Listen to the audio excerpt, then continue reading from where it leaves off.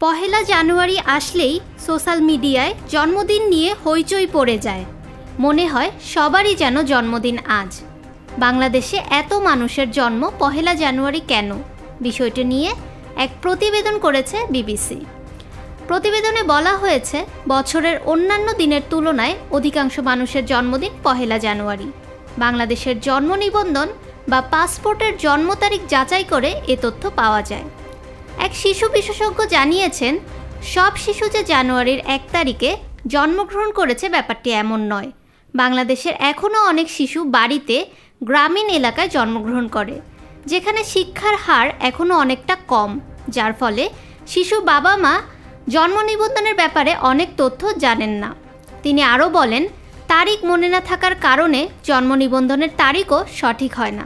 একই সঙ্গে বাড়িতে বা হাসপাতালে জন্ম নেওয়া শিশুদেরও ঠিকভাবে নিবন্ধন হচ্ছে না। পরবর্তী সময়ে স্কুলে ভর্তির সময় তাদের জন্ম তারিখটা দরকার হয়ে পড়ে, যার ফলস্বরূপ তখন অনেকে ইচ্ছে মতো একটি তারিখ বসিয়ে দেন। নতুন করে জন্মদিন বসাতে গিয়ে তারা একটি সাধারণ তারিখ বসিয়ে দেন, যা সহজে মনে রাখা যায়, যেমন পহেলা জানুয়ারি। ফাহমিদা বিনতে আনোয়ার, নিরপেক্ষ নিউজ ডেস্ক, ঢাকা।